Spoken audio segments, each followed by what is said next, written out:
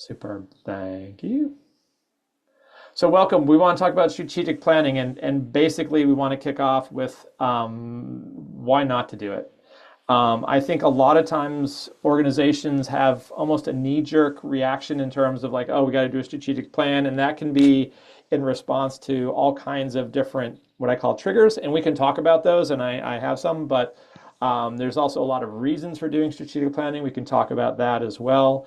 If people are going to do strategic planning anyways, I think there are some prerequisites that people should think about. We can talk about those as well.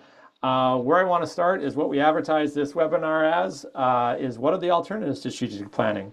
And so I welcome your input. I'm going to share about 10 of these with you that Janae and I have generated. If you have your own, we can add them to the list. We're going to compile all this information and send it out to folks that may not have been able to attend with the recording, also on sort of social media. So if you have things to add to it, this is very much a work in progress, not meant to be definitive, but is kind of drawing upon my and Janae's, I guess, collective 30, 40 years of working in this sector. So let's kick off and go and talk alternatives to strategic planning, and then we can backtrack and fill in like, okay, why do we need these alternatives? Why do people do strategic planning in the first place? Why does it go wrong, et cetera, et cetera. I think my biggest the biggest alternative, and I see this all the time, is identifying the real problem. Strategic planning is almost like this knee-jerk reaction. Something internally isn't going right. Something is happening. Something whatever. Let's not acknowledge that. Let's just jump right to a solution. It must be a strategic plan. Everyone else has a strategic plan. We don't have a strategic plan, so let's do a strategic plan. Rather than taking the time to really identify, hey, what's going on organizationally? What's going on internally? What's going on in our marketplace, as it were, that we are facing challenges that perhaps we haven't before. So one alternative, my biggest alternative, is identify what the real problems are and see, and then sort of analyze and assess what the best solutions for those might be. I think 8 times out of 10, maybe 9 times out of 10, it's not a strategic plan. One of the things that's oftentimes the problem is improving communication. And I have some anecdotes as we go along. I've rarely seen anyone stop and not do a strategic plan because they wanted to spend more time identifying and figuring out what the real problems were. I did have one client. I talked myself out of a 6-month gig and into like a 2-meeting gig. He was hearing from his board and from external people, oh, you need a strategic plan. You need to, we don't quite, it was interesting. We don't quite understand what you do. We don't quite understand what you're doing. You need a strategic plan. And I had known this organization for quite a while. And I said, you don't need a strategic plan. You just need to communicate better. This organization had been planning and planning and planning, and it was a newer organization, and we should do this and this and this, and had all kinds of ideas. It wasn't a lack of direction, and it wasn't a lack of ideas. It was really a communications challenge. A different kind of organization trying to do a different thing in a different way, and people didn't have that kind of box to put it in. And they really needed to focus on their communication. And so 2 meetings that we had with them, that was all it really needed, and saved them all kinds of money, all kinds of time, just by identifying that there was a communication issue. This next one, upgrade operating system. So what is meant by that is thinking of organizations as having operating systems, right? And this is something that comes out of the private sector. And a friend of mine, Chris, who wrote a book called Next Level Nonprofit, is really kind of gung-ho about is how are we operating internally? And do we even have a strong internal operation system? Or is it like many organizations, it just kind of evolved over time, and there's never been a lot of intention focused on getting the administrative infrastructure, the programmatic infrastructure sort of as disciplined as it needs to be. So taking the time to upgrade your internal operating system can be super helpful as well. Creating internal habits. What I mean by this is a lot of times, and this goes along with the operating system, is organizations don't have a way and don't have a regular mechanism, I'm talking kind of on a weekly basis here, of checking in on their direction, on checking in on their programs, on checking in and sort of assessing, hey, where are we headed? How are we making progress? Where are we getting caught up? And so developing better internal habits, as well as in terms of staffing and and I'll talk about this later, aligning staffing with the program requirements that can change over time. The fifth alternative I wanted to share is knowing your core. And by what I mean I had a client once, and they were shifting from kind of being one thing into another thing, and one other thing, and going from a single state entity into a two-state entity, and lots of changes and lots of opportunities in terms of what they could do. And they felt overwhelmed and they felt overworked. And I was like, hey, you need some kind of an assessment tool that you can use to figure out, hey, is this opportunity, is this challenge something that we should take on? Does it align with our core capabilities? And I think a lot of organizations kind of float from here, and we're all very opportunistic because a lot of times we have to be in terms of funding and changing in funding environments, but knowing your core, knowing what those things are, and being able to use that to assess opportunities and to assess engagements. A lot of times I see nonprofits just kind of winging it, if you will, and again, they get in this position of feeling overwhelmed, overworked, and sometimes mission creep can then happen. So really taking the time to figure that out. Growth is again, I think, another one of my things that I've wrestled with over the last 20 some odd years of doing this work. We think of growth as just getting bigger a lot of times, right? It's like, oh, okay, well, we're really good at this size and really good at, so let's get bigger. And I've seen some organizations recently, I've heard some organizations recently, particularly here in Detroit, oh, we want to go national, oh, we're so good, we want to, and I'm just sort of like, that is a completely different monster, completely different business, than doing what they're doing right now. And so this idea of defining growth, and growth can be like doing something better, right? How do we do what we do better? How do we do it for more people, let's just say? How do we do it geographically more dispersed? How do we do it differently? How do we do it less? How do we not do something as a way of growing? And so this idea of defining growth and what growth should be versus just bigger and for more people, I think is an important discipline that a lot of nonprofits could engage in and could be super helpful and don't. The last four I want to share is, as I touched on this, assess staff program alignment. Again, there's an organization I worked with in Chicago, and they are really good at getting policies pushed and adopted. And they've done some, I don't want to give away the sector, but they pushed together, they got a very progressive policy pushed through, in this case, county government. And then they're like, okay, well, now we need to support the implementation of this, which was very complicated and involved like a whole ecosystem. And they've just struggled for actually several years. And I keep looking at it, I'm like, it's because they're policy people and now they're having to be program people, and there's a misalignment between what that skill set is to create a policy, to get the policy passed, to now the skill sets needed to support that policy and the programs related to it so it can be implemented. And it's gone sort of nowhere fast, even though it's a very admirable goal.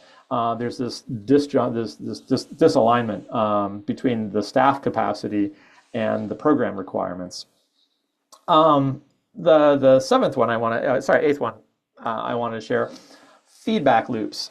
This is when you do a strategic plan, oftentimes, you go talk to stakeholders and you talk to your board members and you talk to your staff members, right? And you get a snapshot in a moment of time about whatever perspective you're looking at, right? And again, how can you create an ongoing, what I'm always encouraging our clients to think about is how can you create ongoing feedback loops, whether that's on a daily basis, weekly basis, monthly basis, annual basis, whatever the case may be. And who are those key constituents, stakeholders, whatever, that you need to get the forward feedback from? Because strategic plans, the minute you do that you get that feedback, it's starting to age. And oftentimes, by the time you get the feedback and by the time the plan's released, that feedback can be 6 months old. And in this day and age, 6 months could be like what 6 years used to be back in the day, given how much change and disruption we're facing in this sector. So how can you create different kinds of feedback loops? Again, with one of our clients, we put together a kind of advisory steering committee. They were creating a new philanthropic strategy. And for 3.5 years, we kind of listened to this group, and oftentimes we would expand the group, and we'd come back, contract the group, and we kind of did all this, modulated the group as needed to get the required feedback. And we'd do something and get feedback, and do something and get feedback, and that program really evolved rather quickly over that period of time into a program that a lot of the folks, at least based on what we heard, felt really good about because they had helped shape it on an ongoing basis over time versus that one snapshot. Okay, hey, we got this one snapshot, and now we're going to create a 3-year plan based on the feedback that we got, this one time. Number 9, and this is a big one, because I think this underlies a lot of the impulse for doing strategic planning. It's a response to ambiguity.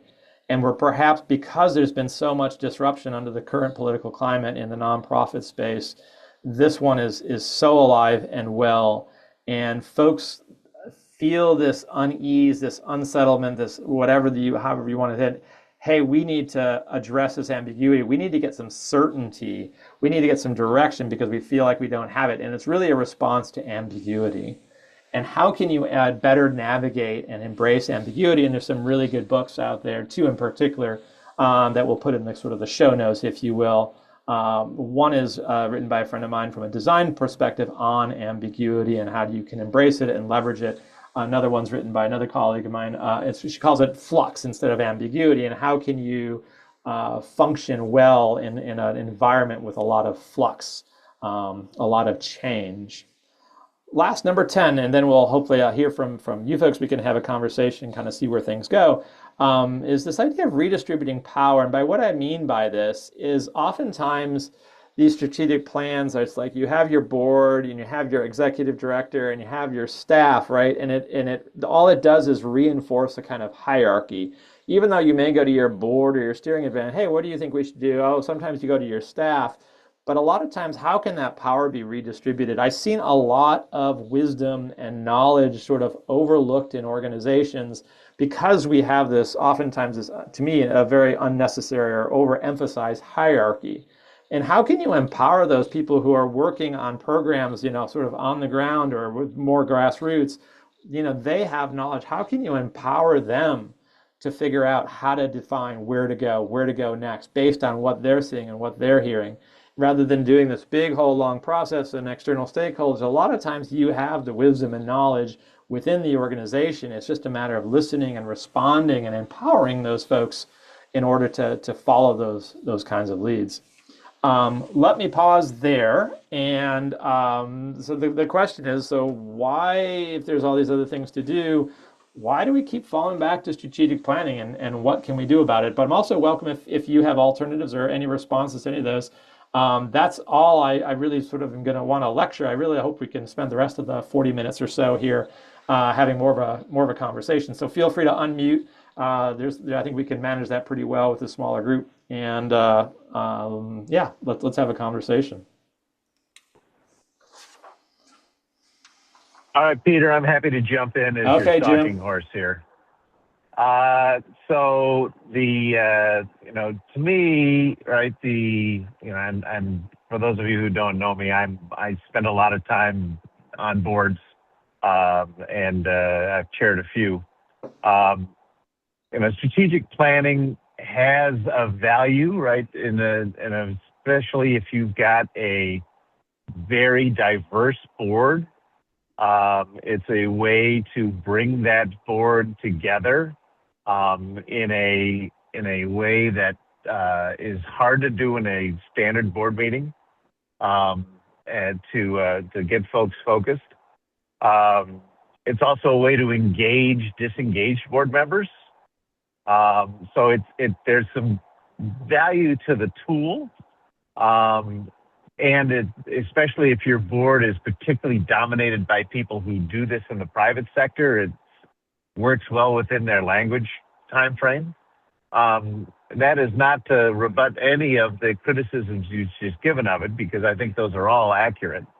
But I would tell you that the tool is useful from a board and board management standpoint particularly to drive engagement. Hmm. If you're having, you know, the the board chair should be driving a strategic planning process that's iterative, not monolithic. Make sure that the organization is adapting to the changing circumstances. And again, I'll even throw back to some of my board philosophy, which is the board's there to manage fundraising, succession planning, and strategic planning. But management's supposed to do all of that stuff, right? The board is there to make sure there's a process. Management is there to execute it. Any thoughts on that? Thanks, Jim. I appreciate that. Also, full disclosure, Jim is my cousin, but we try not to acknowledge that in public because it's embarrassing for both of us.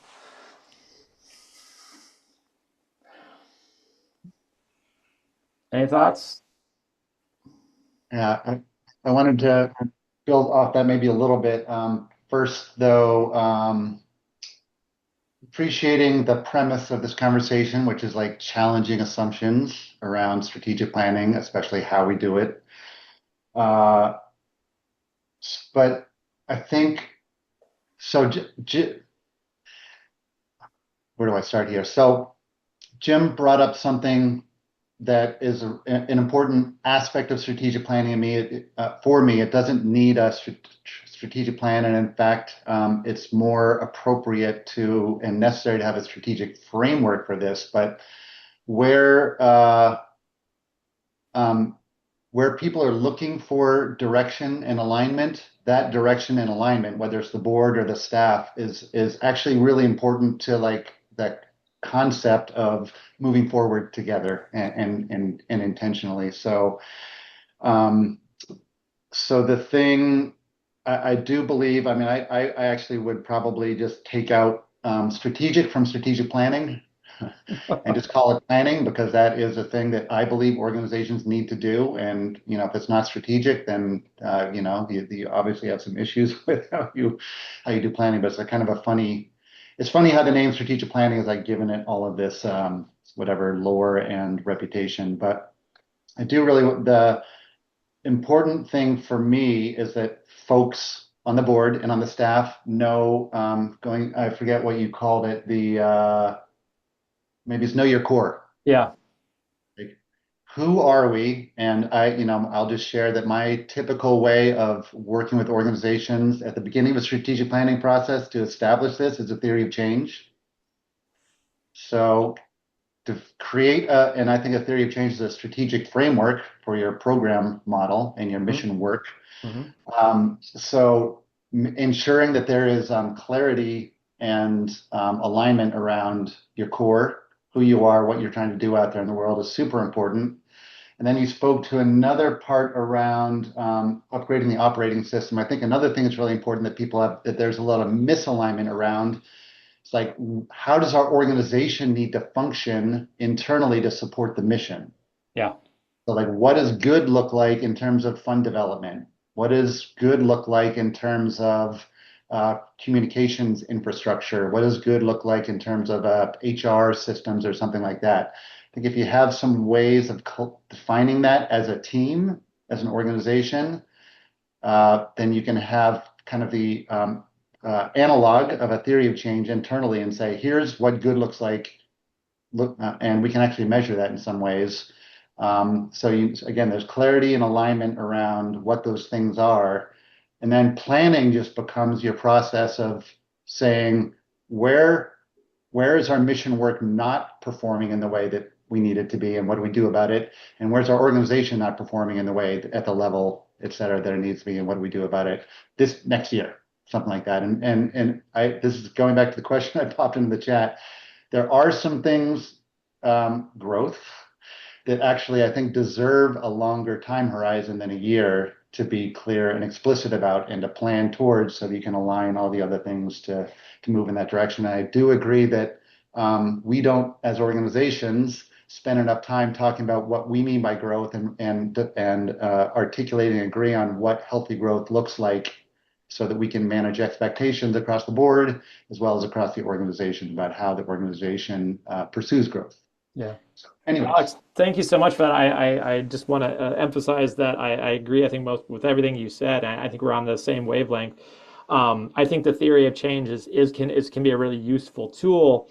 I think one of the places it can go kind of sideways is when the theory of change and staff capacities are not in alignment. Whether you have this theory of change, and then you have the staff capacities that don't support the actions necessary. So, and I think you talked about HR and getting that into alignment. I should have made this caveat earlier. What we're talking about is strategic planning. Because I should have like capital S, capital P, right? The traditional nonprofit usually it's multi-month, right? It's usually many thousands of dollars in terms of consultant fees. Like we're kind of talking ourselves out of work here. But for me as a consultant, and I think Janae, it's like, we do all this work and then it just doesn't really go anywhere, and how disheartening that can be. And yeah, okay, well, we got paid, great. Yeah, but we put our heart into our work too.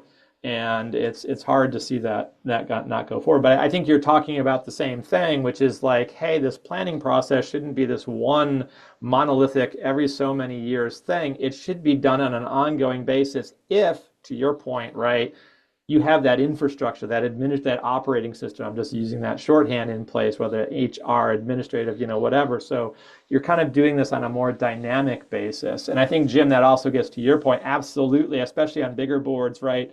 Where you have many people and big foundations and whatever. I think that alignment and that communications is super important, as you talked about. Does it need to be based on, again, this sort of like every so many year kind of like big process, and again, I think this is what we're arguing for, done on a more micro basis, ongoing basis, especially in the current political climate where everything is topsy-turvy. And Alex, to your point, in terms of time frame, I see these organizations, we want to do a 3 to 5 year strategic plan. I'm just like, I don't even know what to say to that. Like, let's just rewind to 2019. Like, let's talk about December 2019, and then what everyone's strategic plan. What did it look like then, and what did it look like? What did your strategic plan look like in March 2021? Middle of the pandemic, things change, and especially I think right now that change is accelerating. I think we're seeing these different things, whether it's COVID, whether it's AI. We're seeing these disruptive forces. Political changes, that are causing lots of change. And I think plans that are trying to be overly prescriptive or predictive, right, is like I said, what purpose is that serving? Because it's not serving the purpose of the organization, because change is happening so much. Anyways, I could go on, and I'll go on a little bit. But anyone else on the call want to? Lisa, Catherine, you want to? Catherine is a good friend of mine, and I'll fold to Catherine. I hope it's okay to say that you're just starting a strategic planning process. And I don't know if there's anything you want to share about that, or what any trepidation you're going into it with. But Yeah, hey, it's how you great to doing? be with you all. Sorry, I'm on the move here, otherwise No I'd worries. have my camera on. But yes, I'm the type of person who loves planning, love bringing people together. I love this sort of thing, and at the same time, acknowledge and hear all of the pitfalls and road bumps, and sometimes exorbitant amounts of resources spent on these processes. We are, yeah, at Brushwood Center, we're about to embark on strategic planning because we are undergoing major renovations to our home in Ryerson Woods after the completion, or near completion. We're very close, of a major comprehensive campaign.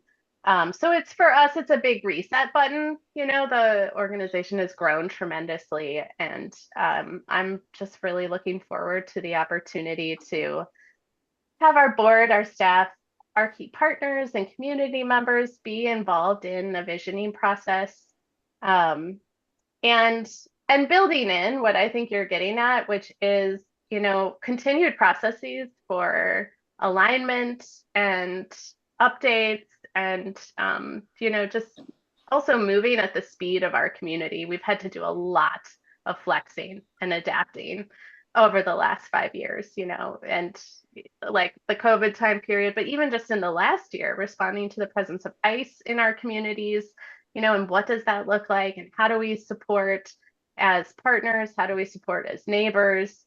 So I think that's part of it. I think that also goes into some of the strategy. How do you build financial support and partners who embrace trust-based philanthropy, who are, willing to step into this space of, meeting community needs and, while also holding a vision for the future and, all the hope and joy that we can hold at the same time. This crazy time period.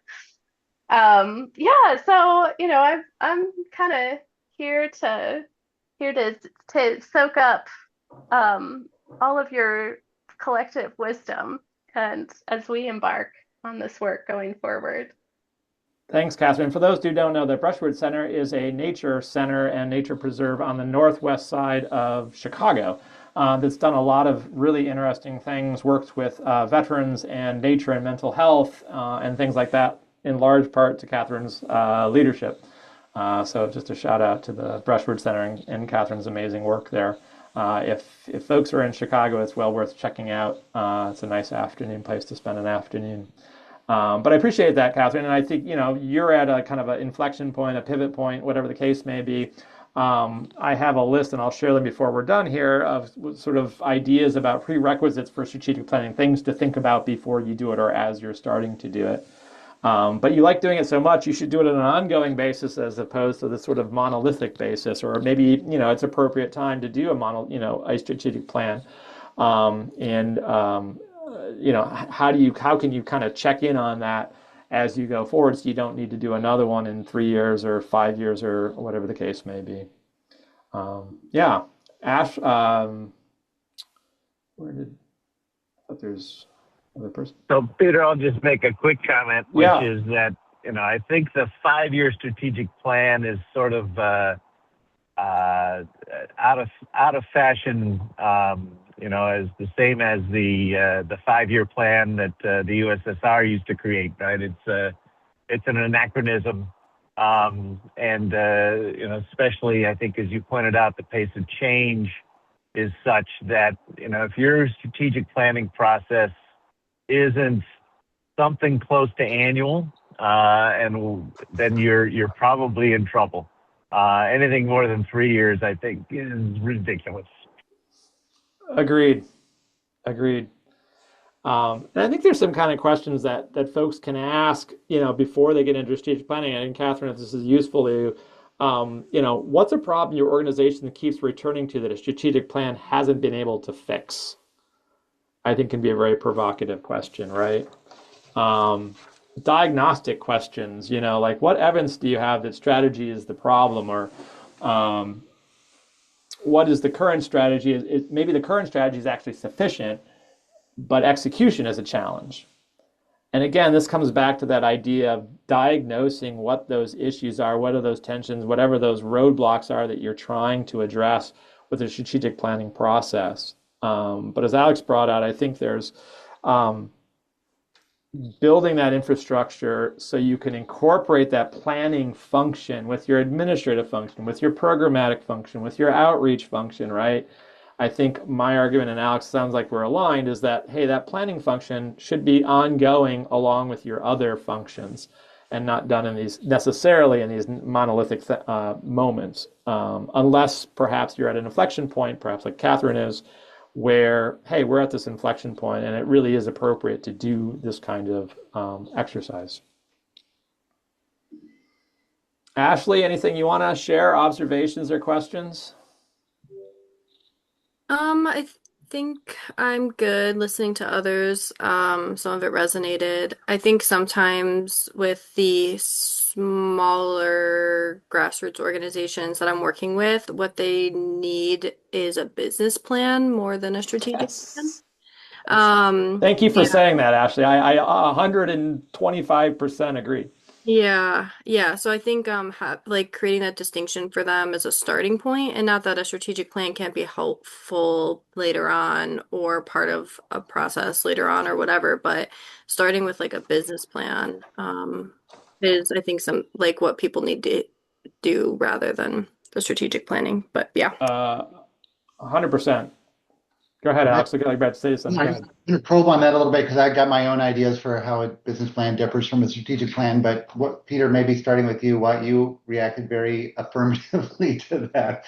What does this business plan do for some folks that a strategic plan does not do? I think what I find, and this is my observation, right? Strategic plan can be very kind of intellectual, mission, vision, future looking, whatever, right? And a business plan to me is like, okay, what are we going to do? How are we going to support ourselves? Is kind of a little bit more on the logistics side, a little bit more on the more emphasis on the economic side of things.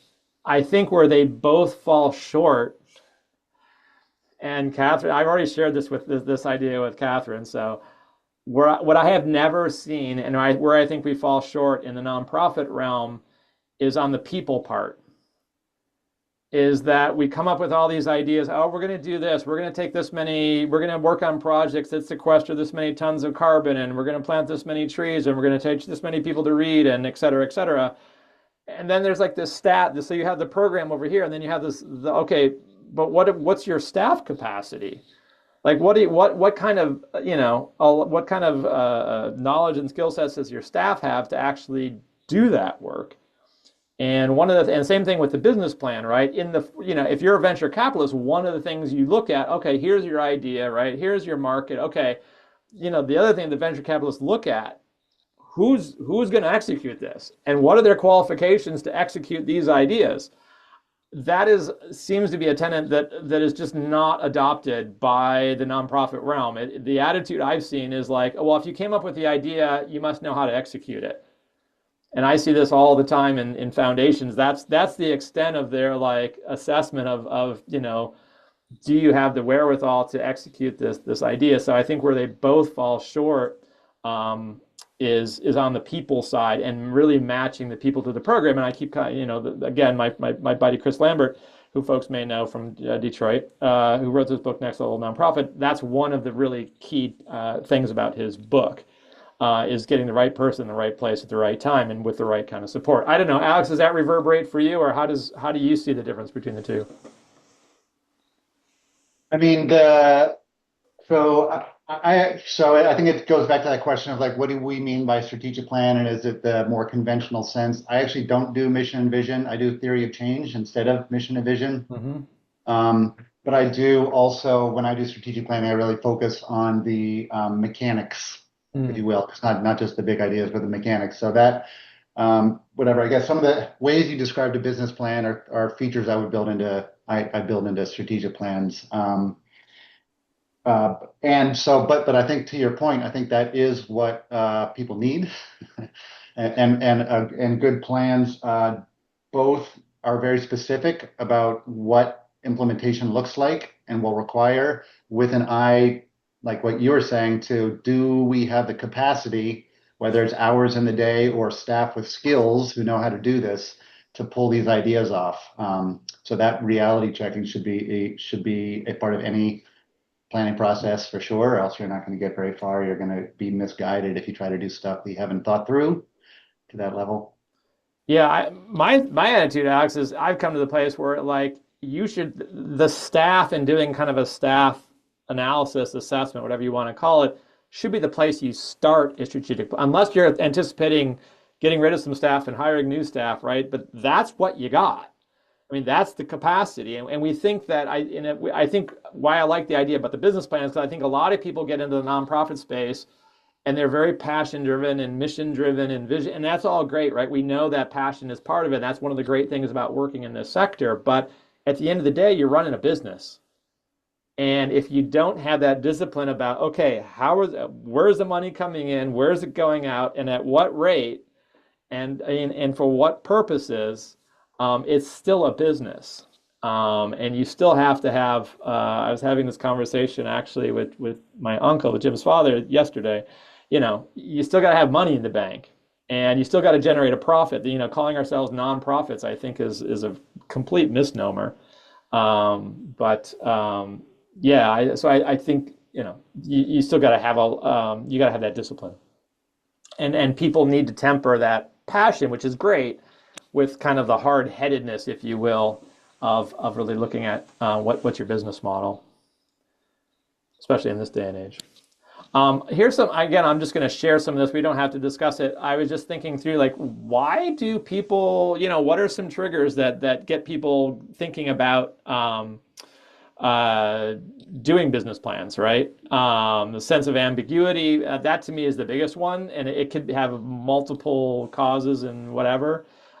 Which often, hey, we feel lost. Things are changing. We don't know where we are. There's new leadership. That's, I think, in Chicago, I can almost predict when the RFP is going to come out. Oh, so and so just got a new, executive director. There's been a bit of turnover in some major organizations, and sure enough, 3 months later, RFP for a strategic plan. Catherine, you know who I'm talking about in downtown, one large organization in particular. They just released their strategic plan. Yes, yes, this is the natural sequence. And that strategic plan, the budget for that strategic plan was well into the six figures. I did see that RFP and I was like, oh yeah, this is way beyond what we are capable of doing. Yes. But, Closing this. here's a legacy organization, right? This organization, so we're going nameless, it's a nature-based organization, big budget, 20-person staff probably easily, been around 60 years, 70 years, something like that. Well, and they spent 200 and some odd $1,000 on a new strategic plan when the new executive director came in. There's an organization in here in Detroit which has a new executive director, and Janae and I are almost like having a pool with each other. Like, okay, how much? When's that RFP going to come out for their new strategic plan? Even though the previous leadership of this organization left a strategic plan, like, okay, was it one of the last things they did? Is here's what we think, But everyone's got to kind of align and get it under their own, whatever the case may be. But organizations get at plateaus. They're feeling like they're not visible.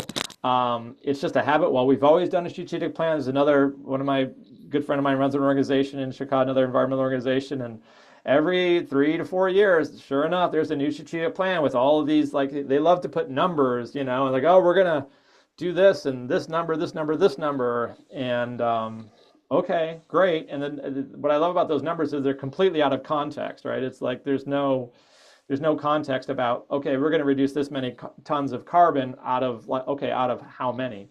And just, this idea of conformity. I think a lot of times what triggers a strategic plan is the expectation that our funders and board members and foundations expect us to have one. And I think that's not a wrong expectation. I think there's other ways of fulfilling that. Anyone else in terms of triggers, things that you see that trigger strategic planning oftentimes? Financial Catherine? crisis, sure. Yeah, say financial crisis. Yeah. Yeah, yeah. Catherine, did you know you were going to do strategic plan? At what point, when did you decide to do a strategic plan? If I can just kind of put you on the spot for a second. Yeah, I mean, we've known for a while. I would Yeah. say at least a year and a half, because we knew, like, when we reached the end of our campaign and started construction, that we would need, because we have to rethink our operations, we have to develop like a lot of new stuff. Yeah. Yes. No, and that makes sense. And I made another list, just thinking about the triggers in a different way. And it sounds like this might reverberate with you. There's been some kind of change, right? Or people want to grow, or they need to manage something, or communicate, fundraise, or they want to resolve ambiguity, right? These are other kinds of triggers. And it sounds like, okay, hey, we've actually fundamentally changed something. In your case, your physical structure, right? And you've also, to Catherine's credit, have also programmatically really evolved. They're not the same organization they were 5 years ago in many ways programmatically. And I can see that, okay, that's a moment like, okay, we're at a pivot moment and leverage moment. It does make sense to do something, but do it in such a way that you don't need to redo it in a couple of years. Any other triggers that Hmm. folks? I'm going to get to the prerequisite, if only for Catherine's sake, sort of prerequisites that for things to think about. Alex, do you see any of your clients things that what gets them to, hey, we need a strategic plan? I didn't think that any common or Ashley. Yeah, I mean, you already mentioned the executive transition one. Impending executive transition is definitely one. Sure, yeah, new leadership. Potentially like a major competitor arriving on the scene. Hmm, some kind of threat where it's like, hey, we really need to define what our special sauce is. Yeah, or a significant policy change. I'm working with an association right now that basically was doing really well until the thing that they're trying to advocate around got blown up, basically, and it just took all of the steam out of this Hmm, coalition of associations, and now they're kind of lost. I think you mentioned that at one point. yes. They're but kind of going back to the triggers, I do think it's a really useful question to ask if you're in any planning process. Are we in an inflection point? Like, are there things that are shifting or that we need to shift or pivot to? But there shouldn't need to be a trigger, right? And I think what you're arguing is that organizations should have built into their systems and processes and discipline collecting information about what's happening out there with the mission work internally, processing it, having the right people around the table, and saying, okay, so what? What do we do? What now? As a matter of course, I think uh, anchoring that around an annual planning cycle makes a ton of sense, budgeting cycle. And then the question that I have that goes back again to my question in the chat, it's like, what things does it make sense to set a longer horizon for than a year, like to Yeah. plan around? And whatever.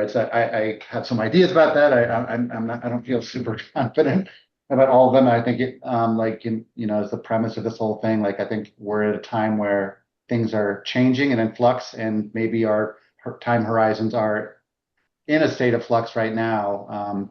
So what may have made sense to look out 10 years, a few years back now, maybe like 3 years makes more sense. Yeah, I think quick answer to that, Alex, when I look at it, is it's either capital projects or policy change, right? Things that usually aren't done in a 12-month cycle would be my immediate thought on that.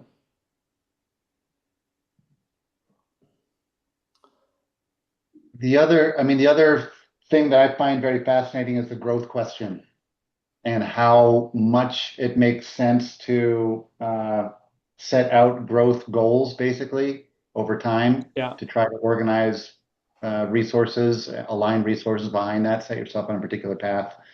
Um, but that's one where there's like, how do you get to consensus on that? How do you figure out what is right there? It's very challenging. Everyone's got different ideas of what makes sense, and staff capacity, organizational capacity, other, the ecosystem you're working in, all these things are very determining factors. But that's the one where if you don't, I feel like if you're not explicit about what your growth plan is, it crops up as a question regularly and is disruptive, frankly. If there's not a plan, a kind of a named trajectory, because you get the push and pull. yeah, Um, you have people think you should be growing faster and are kind of trying to do whatever maneuvers to try to get you to grow faster, and other people that don't want to for one reason or another, and that yeah. saps organizational energy. And really knowing what kind of growth you're going after. We had a client recently, and for them to grow, I think, and we also missed the other end of growth, which it means like, okay, what are you not going to do? Like a lot of times growth means doing something new, which is great. But sometimes with organizations, if you have the same capacity and you're not going to add capacity, it's like, well, okay, what are we not going to do? And that's a much harder conversation to have. Janae and I actually had a client recently, and for them to grow, we said for them to even do a planning process, right? They came to us, we want to do this, this, and this. And once we sort of got to know them a little bit, they didn't have time to do anything that they wanted. They were so go, go, go, go, go, go. And we said, you guys need to hit the stop button for 2 months. I mean, you just need to pause everything. And thinking like, well, okay, we shared that with them. Anyways, long story short, this was a low touch, high like achievement client. Like they hit the pause button, they did the work, they shrunk, and then they grew, and they grew in a sort of a different kind of way than what they were anticipating. And it was really edifying to see them kind of take that to heart and grow by constricting, grow by really focusing their core, right? And what their core is, and then sort of going from there. So there's this other process involved. Not burning themselves out in the meantime. Yeah, and because there's like, oh, they want to do all this stuff, and Janae like, well, that's great, but we're available, but you aren't. You know, you're fitting these meetings in while you're in the car, and you're fitting, this. It was just like, okay, this isn't going to happen. And to their credit, they really heard our feedback and took it to heart. I'm just going to go through some of these really quick in the couple of minutes that we have left here.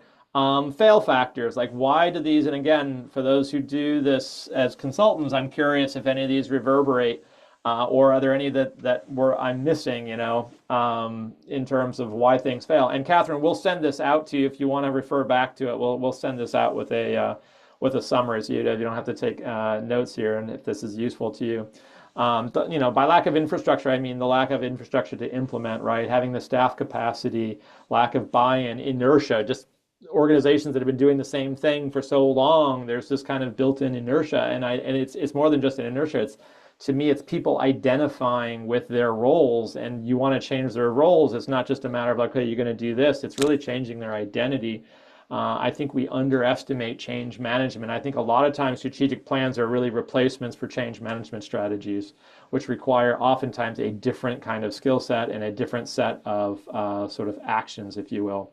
But unexpected changes happen, changes of leadership, lack of accountability, resources, whatever the plan is stale upon arrival. I mean, so much is changing, every so many months. If it takes you 6 months to make the plan, it's stale when it hits. So if only for Catherine's sake, but I'll share this with everyone, some prerequisites for strategic planning, things to think about before you do it, or just as you're doing it, right? There's now two things that I want to kind of change in the world before I leave it. One of which is to get rid of cover letters, like resumes and cover letters, like get rid of cover letters as a job application requirement. But that's another thing. The other thing is having strategic plans start with staff assessment. That is an organization. Organizations are not ideas. They're not missions. They're not visions. They're not all this thing. They are people. And there are people doing things, and what can they do, and what are their capacities, and what do they want to do? Start with your people. I've never seen in 20, almost 30 years of doing this work, I've never seen a strategic plan process start with any kind of, they talk to the staff, they ask them ideas, but looking at, this is the capacity we have. These are the capacities we have. What can we do with it? What are they, and what might we do with this? It is the benchmark. Identify the plans how, by which I mean how exactly is this plan going to be implemented? What are the process? Are we going to talk about this on a weekly basis at our staff? Do we even have a weekly staff meeting? Is it, how are we going to build this into our sort of operations? And if you don't know how to answer that, hit the pause button and figure out a way. And there's a lot of strategy. It sounds like, Alex, you're familiar. I also have some strategies in terms of, staff meetings and structuring weekly check-ins. Things that are out there like the Rockefeller principles, if people know that, can be really useful applied to the nonprofit world. Know why you're doing it and for whom. Is it for your board members? Because that's different. Jim, I appreciate the input from the board perspective, and I think that is important, and having that alignment and that communication. So, hey, this is for the board. Okay, that makes sense. Then let's make sure we know it's not for our funders, or it's not for staff, or it's not for our colleagues, but know the why. And know what you're trying to solve for. Catherine, it sounds like you're very clear about what you're knowing, what you're trying to solve for. Hey, we've done this major infrastructure overhaul. Our programs have evolved. We know what we're solving for. It's trying to solve for, we're a different organization that we were, and we need to codify what our vision is going forward. Um, Question being predictive versus prescriptive. I've talked about that one already. I think in this world, day and age, the more uh, the less predictive and prescriptive you can be, and the more responsive, the better. And learning how to be a responsive organization. Realistic time horizons, whatever that means in our current context, right? Focusing on your market, and this is another. I'd put this one. I should have put this number 2 in terms of importance. Focus on your market, by which I mean who really decides. I think a lot of times in these strategic planning processes, we allow ourselves, and there's nothing wrong with that, to sort of like, well, let's talk to this person, this person, this person, this person. At the end of the day, there's a subset of those people I would propose that actually decide what you do based on their funding. And as we know, and I think what gets kind of perverse is funders, we play this game where the funders want the nonprofits to tell them what they want to do, and then but the nonprofits want to know from the funders what they want to fund, and the funders go, well, we want you to tell us, and it goes back and forth with neither group sort of showing their hand, if you will. And I know this for a fact because oftentimes consultants, if you work with foundations, you get planted right in the middle of this dynamic, and it's very uncomfortable, and it needs to be better resolved. Foundations need, I think, to me, need to be more upfront about what they're actually looking for. But we want to be responsive. But the nonprofits are looking to you to, you're going to be responsive to what? Anyways, it's a perverse dynamic and something that I could have a whole webinar just on that. Again, number 8, I think of operations in terms of different kinds of modalities. You kind of have your program modality and your administrative modality, and I think of planning as another kind of modality. So when I do planning, kind of whether it's strategic planning or other kinds of planning, I often try to think of the plan as a byproduct. How can we already start putting these things in motion as we are developing them? So it's not a planning modality then to an implementation modality, but those two things get blended. And how that happens and at what point that happens is a longer conversation. But I think I've seen this where we do our plan, we're in the planning modality, and then we go to implementation modality, and things fall apart. I've gotten called into one project in particular.